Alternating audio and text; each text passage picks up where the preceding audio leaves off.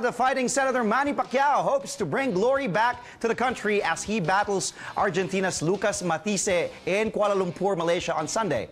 And joining me right now for a preview of that match is none other than Sports Desk boxing analyst Mr. Mike Ochosa. Hi Mike, welcome back to the show. It's always a pleasure to be here. The pleasure is all ours, Mike. All right, let's get to it. Manny Pacquiao, you've seen, based on the reports, the videos that you've seen, his training. How does the boxing senator look right now? Does he look ready for Matthysse? Well, there was a picture that was sent to me a few days ago. Okay.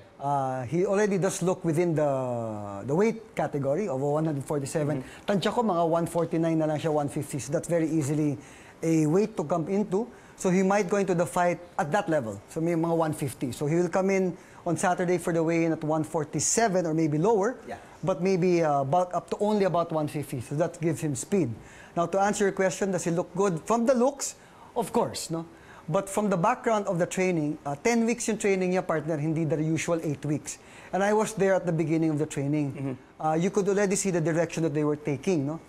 Cutting the ring, meaning not giving space for Matthysse, for Lucas to move, and being able to have that stamina level to extend the fight to maybe 12. When he left for Jensen, I was already watching him hitting about 16, 17 rounds of punch meets. Wala pang sparring at the time.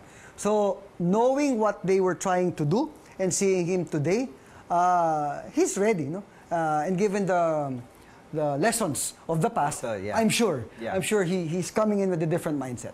All right, and also with a different mindset, different trainer, of course. We're talking about this. Buboy has been there naman from the start, even before Coach Freddy Roach. But now, Buboy is there. Buboy Fernandez, Pacquiao's coach, this time. How different will this be? Kasi, syempre, nasanay tayo pag sinabing Pacquiao, si Freddy Roach na sa corner. Eh. So, ano yung magiging difference this time around? Yun nga yun. Actually, it's different, but it's not. No? You have to remember that Buboy has always been there. In the beginning, without Freddy, and with Freddy, he was always the second man. He was always the guy, liaison officer, in other words. He was the communication officer. He was the rara guy. He was there. Now, the question will always be in terms of skill as a coach. No? To me, at the end of the day, I think Manny brings already what he's learned from Freddy. Nothing taken away from Freddy. Let's not talk about whatever controversy or of relationship. But I think what they will be going in with is the fact that they have experience with Freddy. Buboy also has had experience with Freddy. Yeah. So it's not really a world apart. No? Now, what does Buboy bring as an advantage? I think that's the best question. There's a camaraderie, there's a brotherhood, there is a trust. No? At yung sipag ni Buboy has always been there. Partner, pag nakita mong mini-meets yan, that will always be the question, yung mitts drills. No? Yeah. What kind of drills did Buboy do as compared to Freddy? So the question is, will Buboy add? I think it will. Kasi nga, iba na yung mindset. You have to go back to that. It's a different mindset. Everything changed. And it's a drastic change. Yep. Something will change. You know that. Once you change something, something has to give. What will Buboy there? I think for this fight in particular, it's going to be an advantage. Remember, Buboy also will want to prove something. So, mas pabor to dahil yun nga, pareho sila may gustong patunayan. Coming from a big loss from last year. Tapos binalik siya. Diba? So, there's something to prove. Okay. All right. Now, let's talk about Pacquiao's opponent here. Itong si Lucas Matthysse. We will take a look at the tail of the tape. The boxer from Argentina, younger than Senator Pacquiao, 4 years younger to be exact. Let's take a look here. What can you say? Well, he's taller, longer reach, younger. He has 4 losses. He has been down, though, several times. And he has been beaten by boxers. Meaning, people who move, like Sabjuda, although controversial, Sabjuda and Devon Alexander have outpointed him. He has been floored by Danny Garcia. And also, the last fight that was telling on him is Victor Postol. So, he comes in with that. However, you also have to understand that this is the first really big fight for Lucas. And he will come in with wanting to get this, to defend this crown. Everybody who fights Manny naman will have that, diba? But in this case, you know, every time they will say, I will retire. Manny's already up for retirement, and that's always the argument against this fight, no?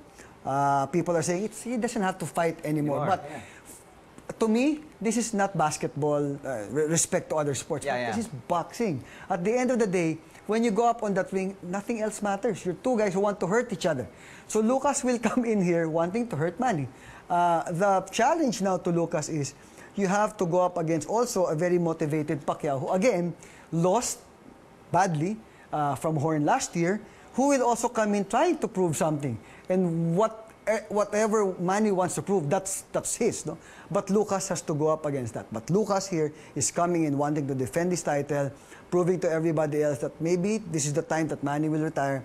But also a win is simply the most basic thing he wants to get from this fight. So he will come in really with guns ablaze and with power. Aggressive talaga dito. Aggressive. Okay. Partner, ano yung keys to winning? Okay, isang mabilisan lang para kay Lucas and para kay Senator Manny, ano yung dapat magiging approach nila sa isa't isa?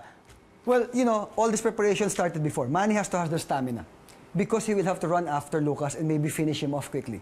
Lucas has to find the power and timing to be able to connect with that right hand. That's the only way, I think, that he can floor Manny. And a knockout is going to happen in this fight, my feeling. I don't think it will get to 12 because the style of these two fighters is setting it up for a very quick knockout win for either. But Manny has the advantage, I think a 60-40 chance. So you think it's a Pac-Man win here? Yeah. Knockout? As I said, it will be a knockout. Okay. It will be a knockout. I don't know when, but chances are it will be. All right, thank you. As always, a pleasure having you on the show, Mike. Thank you. Again, we just had Sports Desk boxing analyst, Mr. Mike Ochosa.